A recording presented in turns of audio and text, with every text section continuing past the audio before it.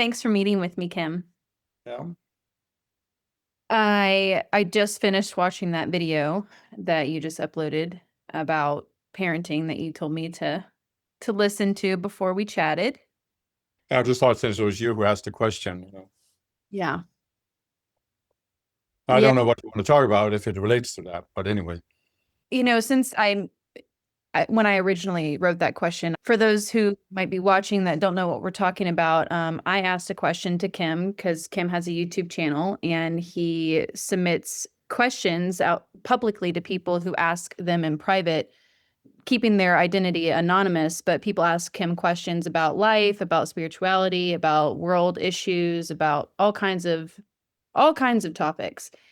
And Kim recently posted a question that I had asked a while back about some challenges that I was having around parenting and accepting the reality of my life at the time. I was at a crux point because my child was at the school age and I was thinking about putting him in kindergarten, and I was having a hard time coming to terms with the reality in front of me, which would mean me having to get a job and take responsibility for my life in a way that I hadn't before. And I was having a really hard time accepting that this was my life. I couldn't believe like this was my life because my life up until that point, I was living pretty isolated and secluded and prioritizing my spirituality and having my whole life revolve around me.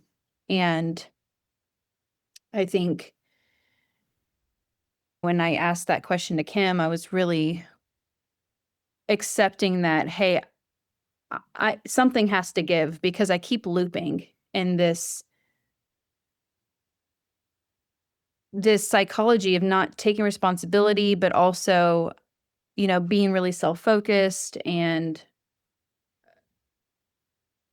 making life a lot more complicated and hard than it needed to be. And so since then, I have gotten 2 jobs and part-time jobs. I've went back to school to finish my degree, and my son is in kindergarten, and the world didn't end, and I feel a lot more balanced.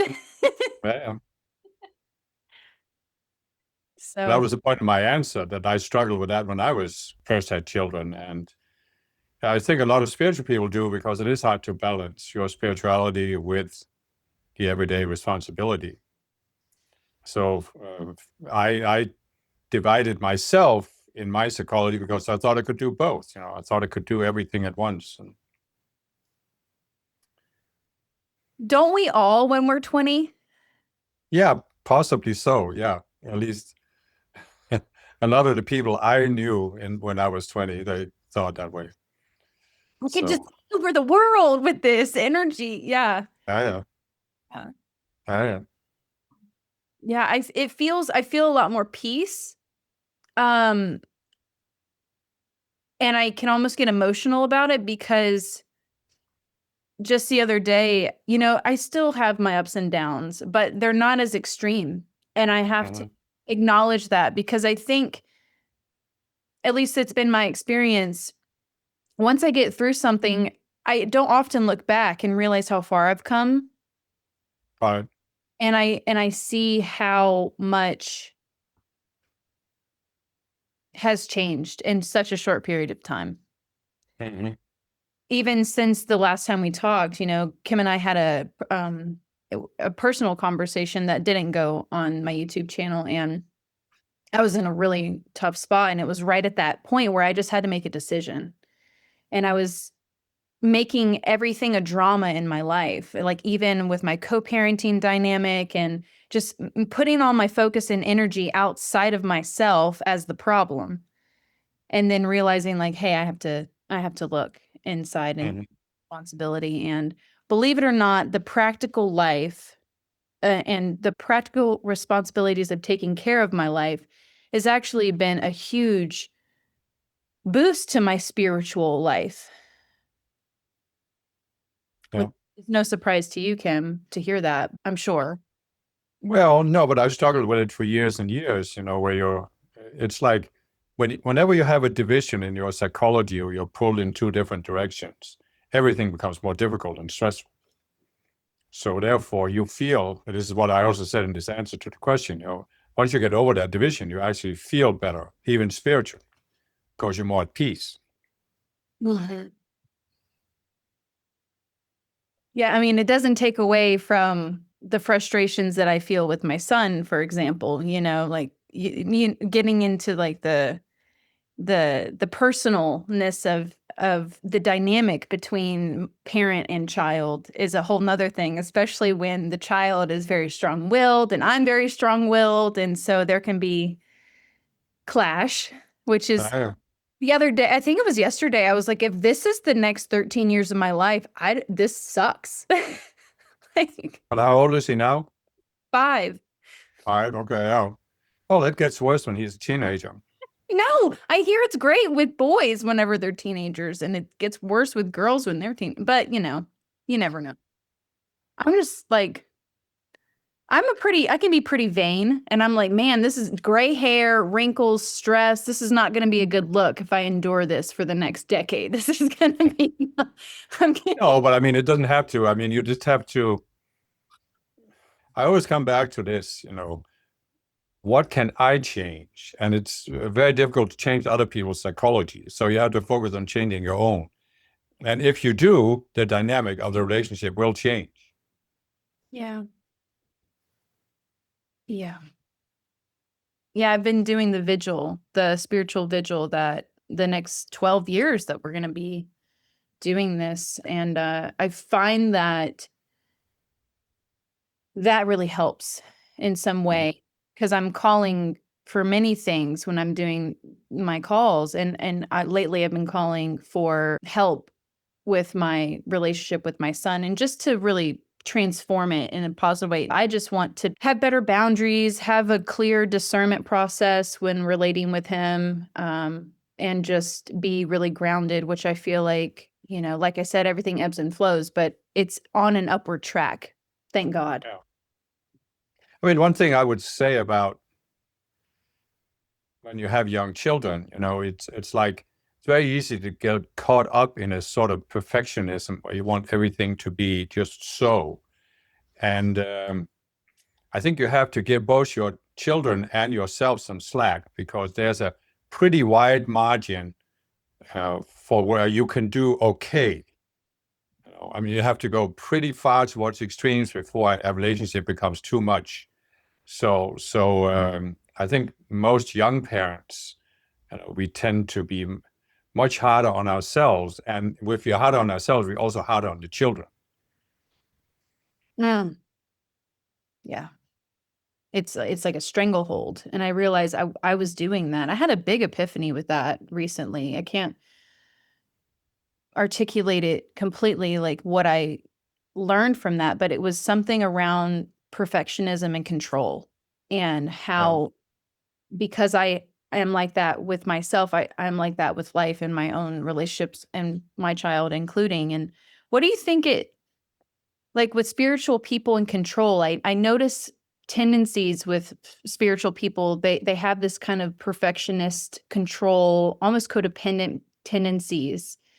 Do you think that comes probably from the birth trauma and like this like these control mechanisms that we place in our psychology? Yeah, but it's not it's the same mechanism in everybody. I mean, it's the ego that wants to control life. And it's spiritual people, we can sometimes make it worse on ourselves by having more demands on ourselves, where we often, I mean, I remember back to when I was young and I was in this transcendental meditation movement. And this was back in, 70s Denmark, where a lot of young people were dressing like hippies and this and that.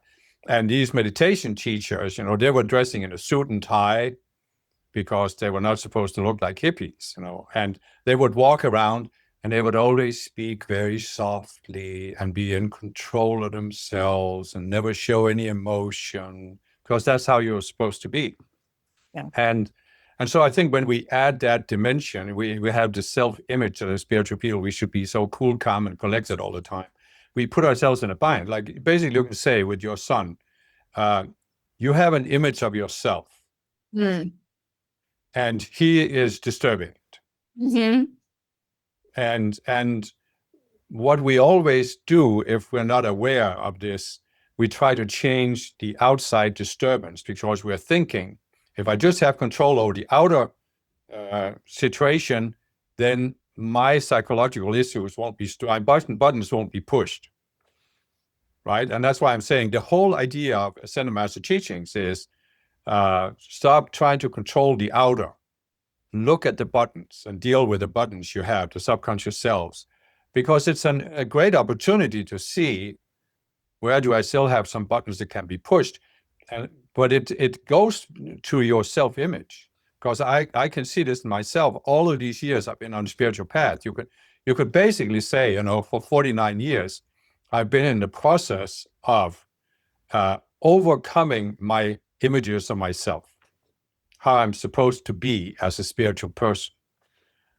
And that's not to say it takes that long for everybody, but I'm a little slow. So, but I'm just saying, it's so subtle where we have these, and as spiritual people, it's often like when we find a spiritual teaching organization, they have a certain culture where they have the image of this is the ideal spiritual person. Like I said in TM, it was, and many spiritual movements, it's cool, calm, and collected, and we just add another self-image to ourselves, another burden to ourselves, how we're supposed to be as spiritual people. And really, spirituality is all about overcoming that. You're not supposed to be anything. You're just being. You're just allowing yourself to be. It doesn't mean you act like an idiot or a jerk, but it just means that you allow yourself to flow with life instead of trying to control everything. Right. Yeah. I found myself when I'm allowing myself to flow and be, I realize how different it is than what our culture defines, like what a woman is. I feel like I've transcended so much of these identities, and just being myself is this, there's no box I can put myself in any, Mm-hmm. and and it's really cool and liberating, like just being less confined by whatever role I'm supposed to be, or game I'm supposed to play Mm-hmm. psychologically to get an outcome out of a situation. There's so much opportunity to see my unresolved psychology, because I realize I still have so much unresolved Yeah, psychology. yeah. But I think, I remember at some point where I had been on the spiritual path for a while, and I had gone into therapy, and I had used various therapies to deal with my psychology, and I had made a lot of progress. But there was one point I learned how much can be left, you know. But that was 30 years ago, and I'm still working on my psychology. So I'm not trying to say that to be discouraging, even though it might sound discouraging, but I actually think it's encouraging once you accept that we are very old beings, and we have first we were on a natural planet before we came to Earth, but we've been on Earth for a very long time, and it's really not surprising. And I mean, if you think about it, if we've been on Earth for a very long time and we can resolve most of that in one lifetime, that's really amazing. We can't expect that it takes 5 minutes. That's the disease of the modern age. If you can't do it in 5 minutes, it's not worth doing. Yeah. Life is long. Yeah, Life is, yeah. and Yeah. and that's what's allowed me, because being a young person, I just thought that things just happen like that. And in the last year and a half, I've really, or maybe even 2 years, I have really come to terms with that fact that life is long and that things take time. And it's allowed me to let go of the life that I once lived, and I can actually relax into this long, long view of the future to where I can actually settle down and get an education, for example, or Yeah. settle down in one location until Phoenix is at a certain age and just becoming a really stable, grounded rock for not just him, but for myself. Because before it took me 7 years to get an associate's degree because Mhm. not just because I was a young mom, but because I was in and out of commitments with myself. So I would make a commitment, break the commitment, make a commitment, break the commitment with myself. And I was just like, what does it all mean, education, anyways? I can just go live in Portugal like all the other hippies and they have their kids and everything will be fine. I'm like, yes, they also have trust funds. And I don't have that, Mhm. you know, Yeah. Yeah. that. And that was a big awakening when I was looking around at the people I had surrounded myself with. I'm like, oh, you guys are all pretending to be broke. You guys have trust funds. I actually am broke. Like, I actually Yeah.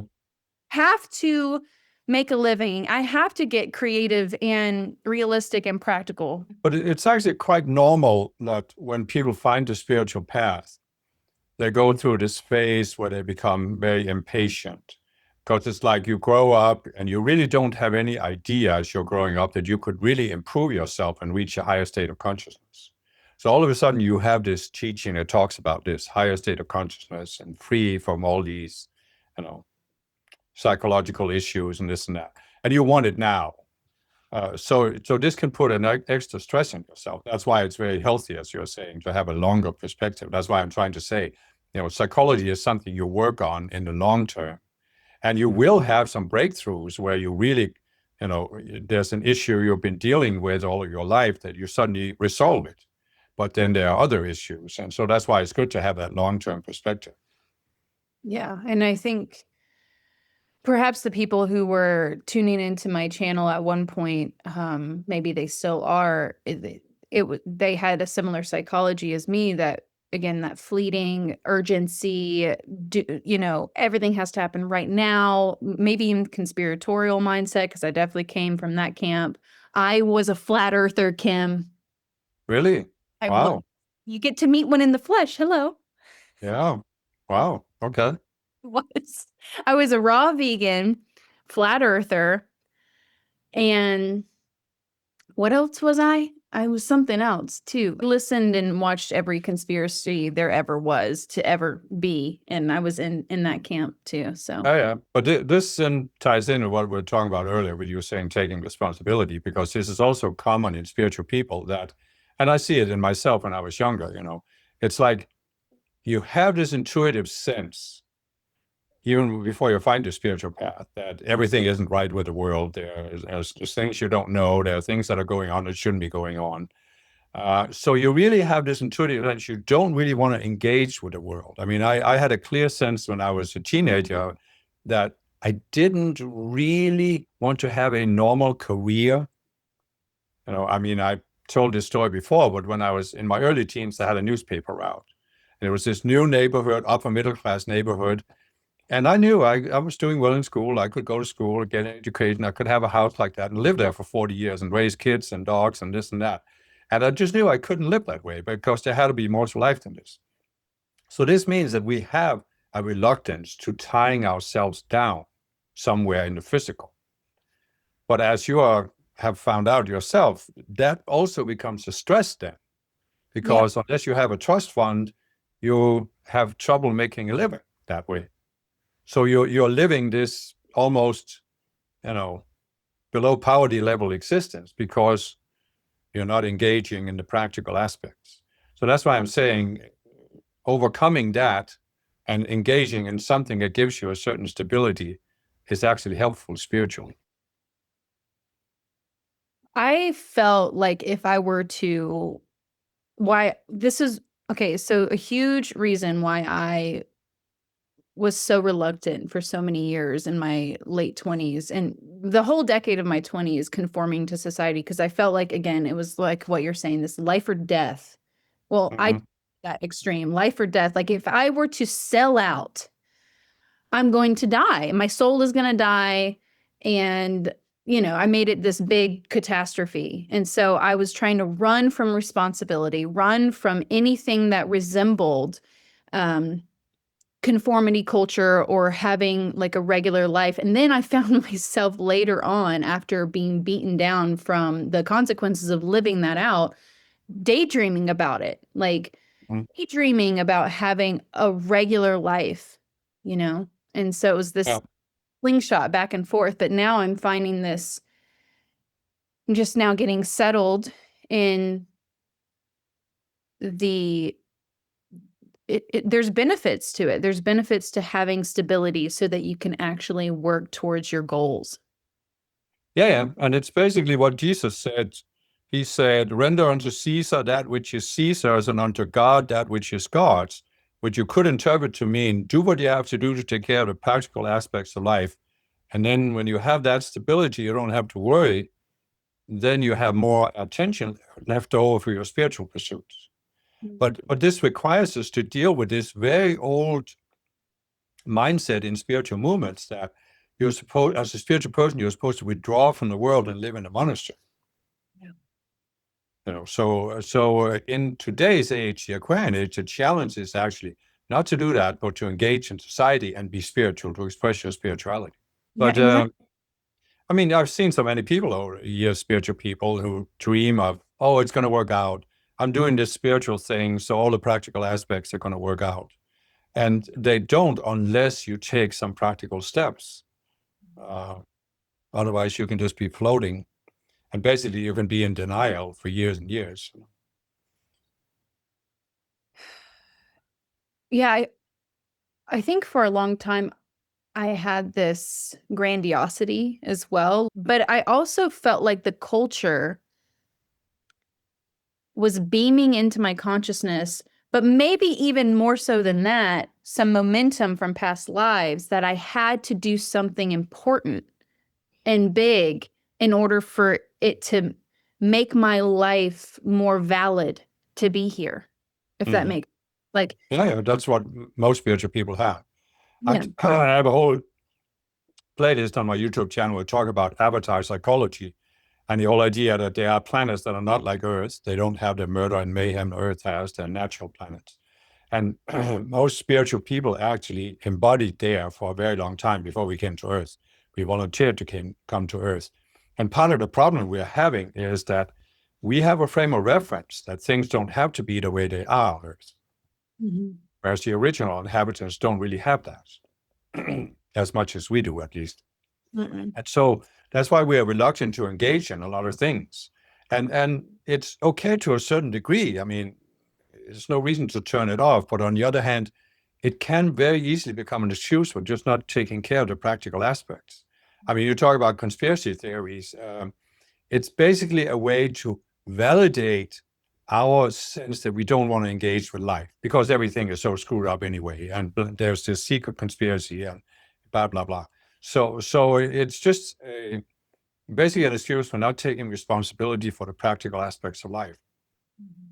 And I mean, you can see a lot of people who have been engaged in spiritual movements and spiritual teachings for decades, and they haven't really actually turned that corner or taking responsibility. They're still trying to coast along and um, get by, and always dreaming about this. One day I'm going to have this breakthrough. I'm going to be awakened or enlightened, and one day I'm going to be doing something really, really important. Mm. And what I came to at a certain point, I came to the point where I realized that it may very well be that I could have a breakthrough to a higher state of consciousness. It may very well be that I could be doing something important, but not until I had resolved the blocks in my own psychology. Because until then, nothing was going to happen other than I was going to keep treading water like I had been treading water. And so you can make yourself believe that because I'm taking all these meditation courses and spending all this money or doing all these degrees, I'm doing something important. But you're not actually getting anywhere until you dig into the psychology. Mhm. Yeah, I found higher awareness psychology through your website links, and I had this intuitive hit that I was supposed to do something with that. I had made the decision a long time ago. The whole reason why I went to school to begin with, because I felt like I was going to be on track to be a therapist. I still see that as an option. It's just a long road. Oh my gosh, to get there. But I don't know. I feel like HAP psychology, high awareness psychology. You can find the playlist on Kim's YouTube channel. Um, I just feel like it's such an amazing thing to spread. Yeah, and there's a lot of opportunities there for people to use it to help others. I mean, basically, you can. I mean, I'm not really at this point trying to make it into some kind of certification program, but you could really have an education in it where people became, whatever you want to call it, certified in a certain way, that you've gone through a certain process, and you could help others. So certainly it could be turned into that. But I mean, basically, you can say, I think a lot of, I mean, the way I look at society, right? I don't know. I think you even see it in the United States, but I definitely see it a lot here in Europe, that more and more people are open to doing something with their psychology, especially women. But the men are sort of being dragged along, kicking and screaming. Uh, Ah! but a lot of women are into all kinds of, not necessarily spirituality as such, but those, the whole idea that when you reach adulthood, your psychology is not set in stone because of what happened in childhood, but that you can take charge and actually do something and to improve your life. And so there, I see that this is going to grow in the coming decades. I mean, it's going to explode everywhere, and there's going to be an enormous need for people who can help people.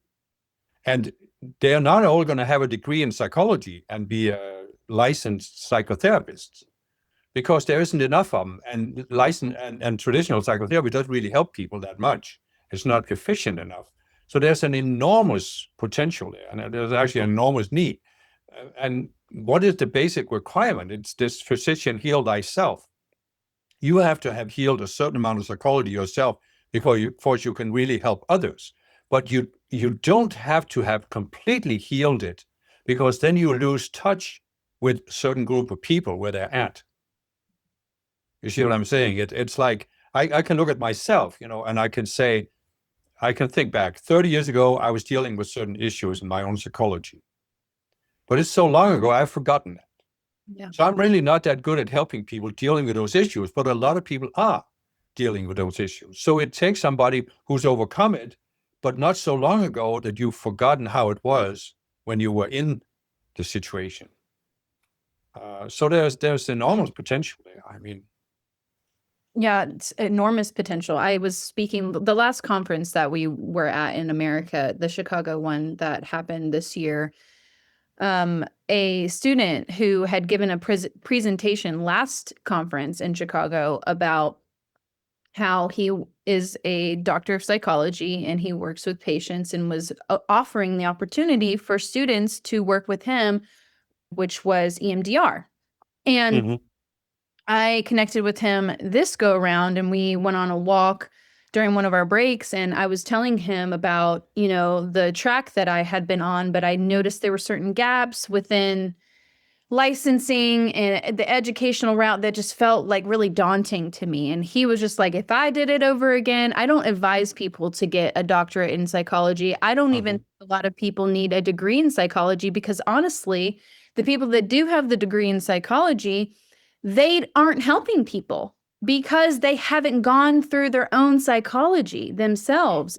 He was telling all the ways in which I can even put myself on a very well-known platform, Psychology Today in the States, and label myself in a way that's like a trauma resolution specialist, or even using the high awareness psychology logo, or making something out of that with what is on the website, and marketing in that way. So it doesn't mean that I have to have a degree or licensure, but that and people don't need to have a degree or licensure to be a counselor. Right. Yeah. But Right. And that's what I'm saying. I think there will be a very big need for this. Also, something that's less expensive than traditional psychologists and isn't it? But also especially more effective. because traditional psychology is a little too, in my view, a little too passive, not really focused on. I mean, you can't just have a therapist who has a PhD in psychology who just sits there and listens to people, right? I mean, what sense Mm. does that make? I never forget there was a book by M. Scott Peck. I don't know if you remember, you probably didn't hear of him. He was big in the 90s, psychologist. And he wrote a book where he described how he had a girl who came to him for therapy once a week. It's actually called People of the Lie, the book. But anyway, so she came once a week for therapy. And finally, one day she had the epiphany that she was just like her mother. She was doing Oh, exactly the same thing that her mother was doing, and that she couldn't stand, but she was doing the same thing. And that was her big breakthrough. She got out of therapy. But that was once a week for 4 years before she had that insight. And when I read that, I thought, oh my God, how can anything take that long? And why do you need a 5, 6 year education to not be able to help people quicker than that? I mean, so anyway, I just think there's enormous potential there outside of traditional psychology because they won't be able to fill the need. I mean, that was a lot of my experience was like I started every day, every week for since I got pregnant with my son, I was in therapy. And I realized, I mean, it was almost like I was dragging my therapist along in my own psychology. And I was like, come on, like, like where Yeah, is this going? Like, you're supposed to know more than I do. So, and I had put them on a pedestal for some reason. I was like, oh my God, a therapist, they know everything, you know? mm, It was a total lie. It's a scheme. And so yeah. what is the alternative? Like how do I know I'm putting you on the spot, like with the higher awareness psychology route, like what do you imagine? How could someone take that and be a practitioner of it? And how could it contrast modern therapy and give people what it's not offering through that traditional route? Well, first of all, it can give people this concept of the subconscious selves, which after 49 years of studying psychology and spirituality, I find is, for me, the most effective and helpful idea that's out there. It's really missing everywhere else. And so that's one thing, because that gives you a totally different way to look at your own psychology, where you can realize that it really isn't a matter of fighting something or destroying something. It's a matter of just coming to see that the self is built on an illusion. And it's projecting that you have to do something, but you don't. There's no problem you have to solve. You have to come to see the self and you let it go. You just let it die. You refuse to engage in this projection of what you have to do. And so this was very liberating for me, more than, and I have tried EMDR, Gestalt, traditional talk therapy, many others, kinesiology, all kinds of things. So this is the best I've ever found. So that's one thing. But I also think that it's a matter of what people do with it, because I'm the kind of person who uh, I like making the bullets. I don't like firing them. So it's up to other people what they'll take with it. I know there are people who have experience with counseling, with coaching, and who have taken some of these ideas and adapted them, and I have no problem with that. I don't need to have any kind of credit or any kind of copyright on anything. So a lot of things will be done with it. You can also give it, depending on what works for people, you can also give it a spiritual slant, because uh, basically what you're going to see, and what you already see here in Europe, is that, they only talk about supply and demand, right? And so there's an enormous demand for psychological help, but the supply side is lacking because there aren't enough therapists that are either educated to begin with, but also not really effective in helping people. But you can say the same thing in spirituality. There's an enormous growth in interest in spirituality. And the traditional model was the guru who has an Mm, ashram somewhere in India, and you have to come to this ashram and interact personally with this guru. Well, again, supply and demand, there just aren't enough gurus to go around. So there has to be people who are helping others, not by claiming that, oh, I'm the ultimate guru, but I'm a little bit ahead of you, so therefore I can help you with the issues you're dealing with, just like I overcame them myself. And so I think there's a really, really big potential there.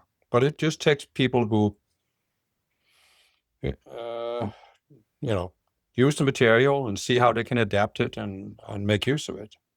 So that's why I think it's good you get your education, finish that, and then you can see how you can.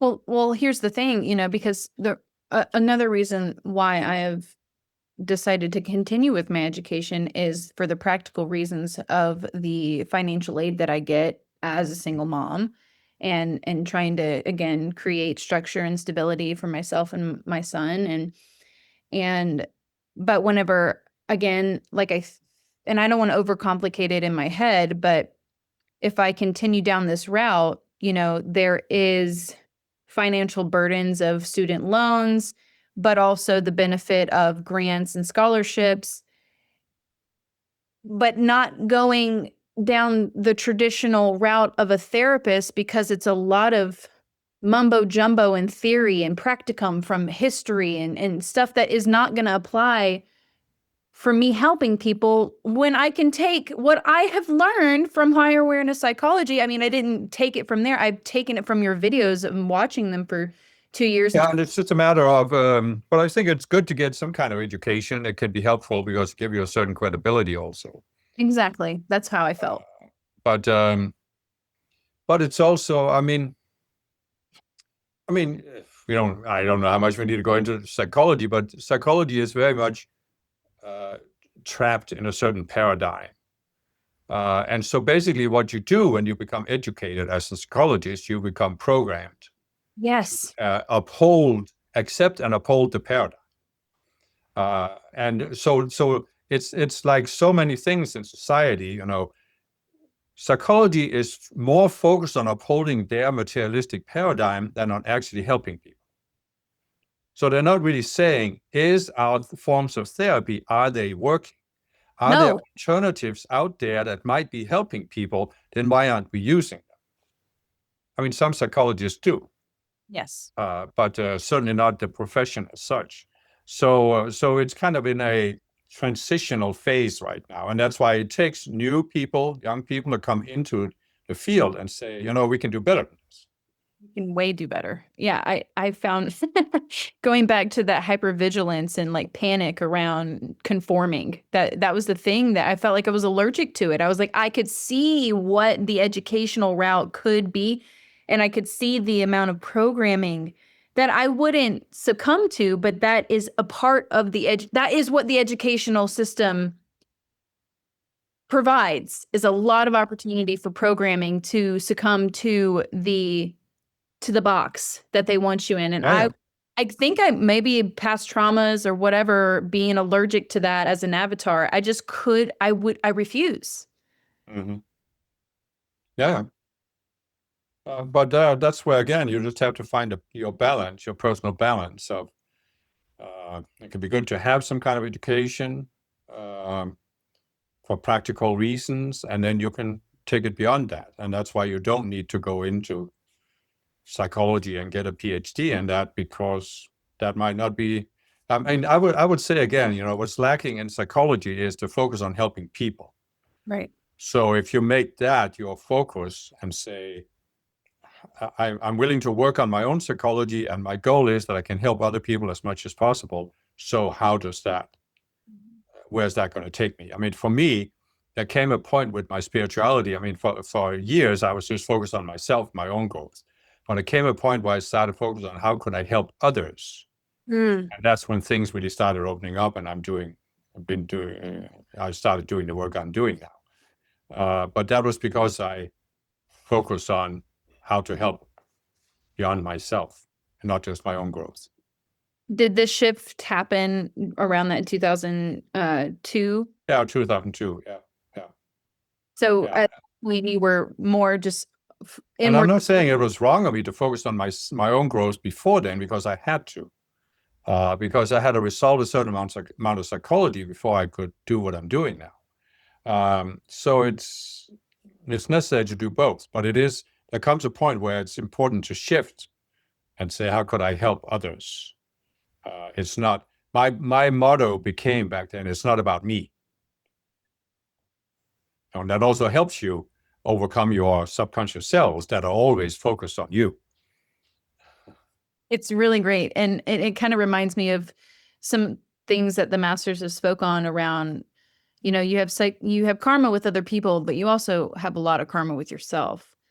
And I feel like there's no better way to resolve karma on either end than service and putting yourself out there to get that feedback. Yeah, And yeah.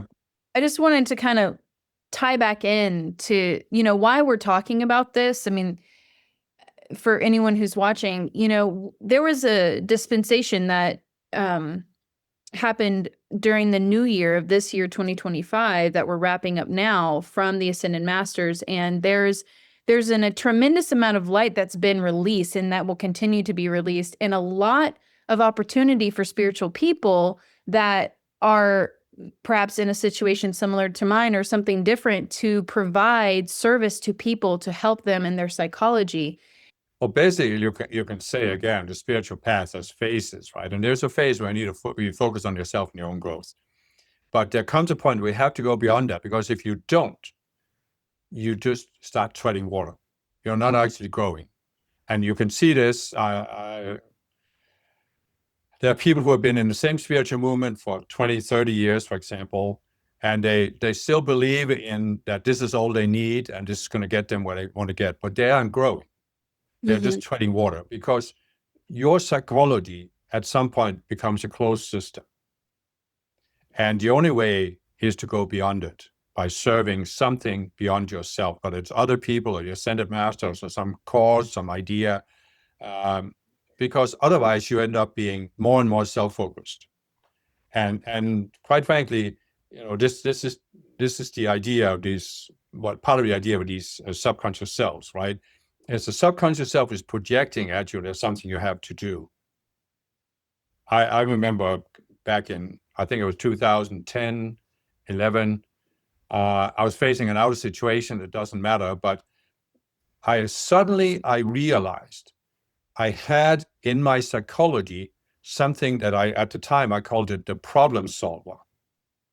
Mm. And it was basically a subconscious self that wanted to solve problems.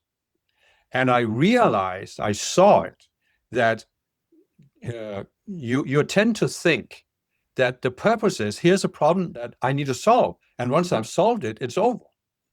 But what I realized was that the problem solver self is never going to overcome problems, because then it would be out of work. This self wants to solve problems. If there are no problems, how can it influence me? So I realized that there's really another self that's tied to this, that the problem creator self that created problems. As fast as I could solve problems, it would create them. That's why I'm saying, at some point, your psychology becomes a closed box, and you're just trading for it. You may think, I'm doing this, I'm dealing with that, I'm solving this problem or that problem, but you're not getting anywhere, because you're not transcending yourself, because you're still focused on yourself.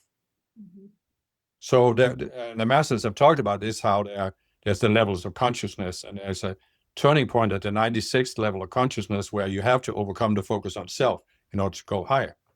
And that's, very important in this time, but ties in with a 12-year cycle, that because otherwise the next 12 years, you will just become more and more wrapped up in yourself. I may have some separate selves, but the one that keeps me from looping in that that closed system is the one that just refuses to have that be my fate. I just refuse to let that be. I refuse to be stagnant. Yeah, but that's not necessarily a separate self. I mean, that's just that's our basic drive, Yeah. that we want to grow. We want to transcend ourselves because we want to go somewhere. Yeah. And many spiritual people have that, and some spiritual people have suppressed it. You see in the whole non-duality field. You see it in much of Eastern psychology, because I actually saw it in Transcendental Meditation. There's this whole idea that you reach this ultimate state of consciousness where you have no self, you have no goals, you have no purpose, you're not going anywhere. And people, this again, people get themselves into this closed circle, closed box.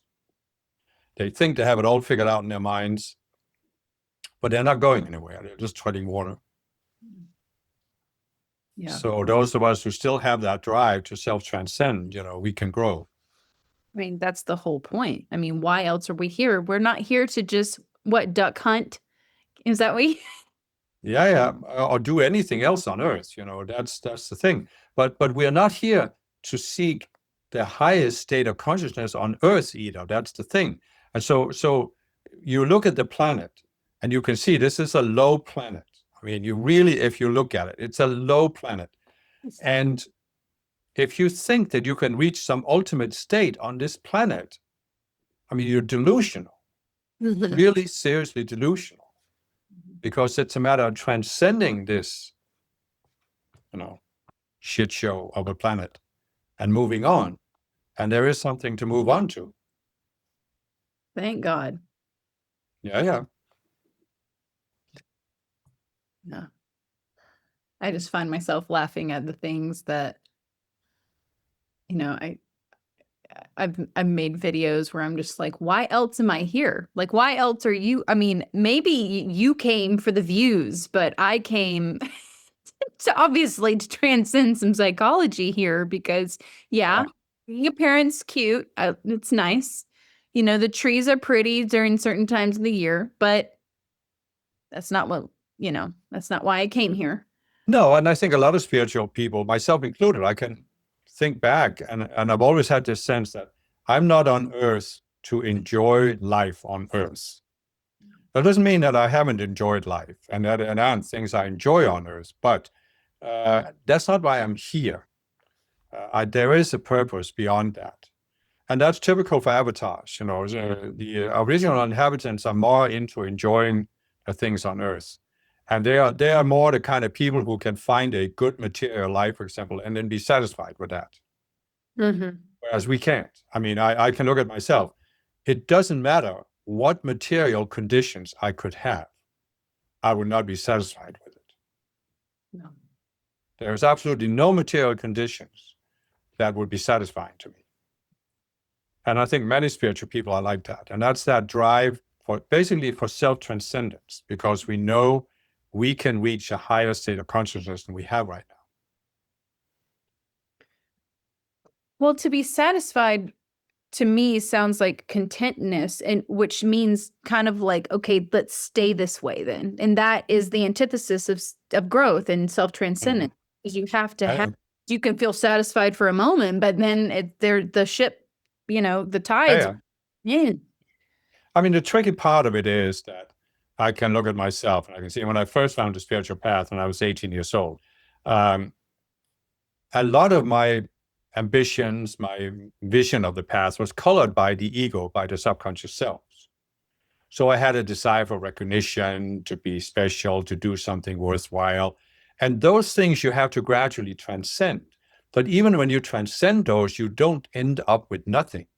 Mm-hmm. You don't end up being in this state where, I don't want to do anything. I don't, I have no self. There's no purpose, because there is a purpose. Mm-hmm. And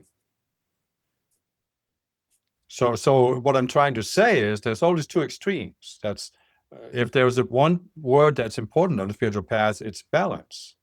Because you're constantly, these separate selves, they're pulling you towards either this extreme or that extreme.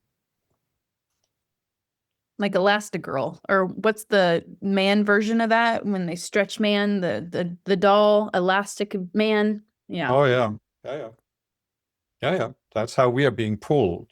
So you have to get to that point where I can see I can basically see when I look back at Transcendental Meditation, I had confronted this Eastern view that, they talk about these immense cycles where we reincarnate. So we come out of Brahman, we reincarnate for millions of years and suffer all kinds of things. And then the highest achievement we can reach is supposedly to disappear back into Brahma. And that never appealed to me. It actually put me in a state of depression because I couldn't really deal with it at the time. I intuitively knew it was wrong, but my outer mind couldn't see what was wrong with it. So that's the one extreme, where your goal of your spiritual path is nothingness or no self. Then your opposite extreme can be the epic mindset where you're saving the world, like we did in the Summit Lighthouse, where we were decreeing for hours and hours and hours to save the world for Saint Germain. And that was also outer ambition. So gradually you resolve these cells and you find your balance where you're not pulled towards either extreme, but you're still growing. Because you realize, there's the scale with the two extremes and there's a midpoint, but you are transcending the scale. It's not about going to this extreme or that extreme. It's about transcending the whole scale, where you're not pulled anymore towards the extremes. That's what I call balance. That's what the Buddha called the middle way. Yeah, you have a book called Modern Mind, Modern Buddha. I haven't read that one, but I have it. I bought it. Yeah, it has a lot of teachings about the Buddha, the Eightfold Path. Yeah, whenever I would listen to dictations or I would be participating in conferences, the Buddha was always something that I felt like far removed from me. I don't know, maybe because I haven't had a lifetime back in that part of the world in a while, but it seems like something that I haven't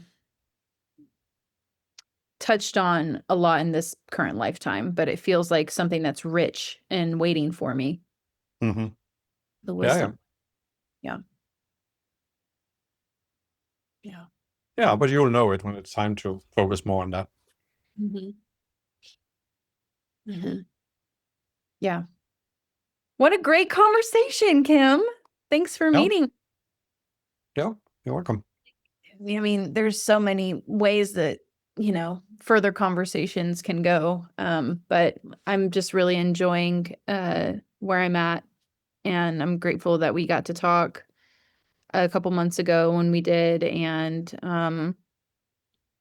like I said, taking responsibility for my life isn't as bad as I thought and not as hard as I thought.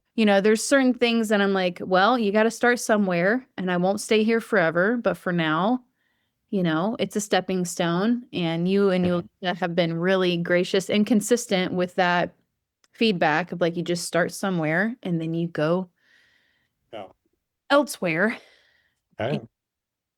And it's actually inspired me to speak out more about these issues in a lighthearted way, but in a way that gets people thinking, And like yesterday, my son's school went on a 2-hour delay to start school when there was slight dusting of snow. And I was like, I was just making a joke out of it. Just like this littlest snow that hit the ground. I was like, we're going to delay school for 2 hours. And I started to realize, I was like, oh, they probably haven't raised people's salaries since I was a kid. So that's probably, you don't pay people enough to drive on the littlest spring snow in the morning. I drove all the way to his school this morning to realize the same thing happened. And I was just like, okay, this is the times that we're in. People are just so delicate. Well, I will, thank you again for coming on, and I look forward to the webinar. Yep. Yeah. Webinar. I will see about linking it. I guess I can't link it now because it's not available in the store. Not yet, no. Not yet. Okay.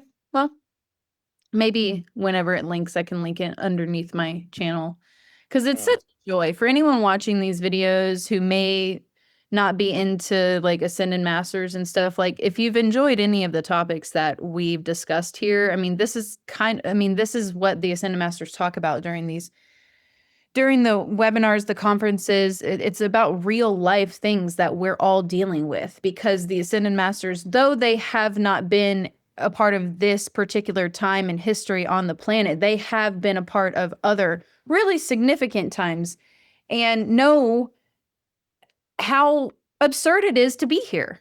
and they empathize a lot with us, and they have a lot of wisdom to share. And I benefit so much from participating in these conferences and webinars. And it's been the greatest joys of my life to be able to learn and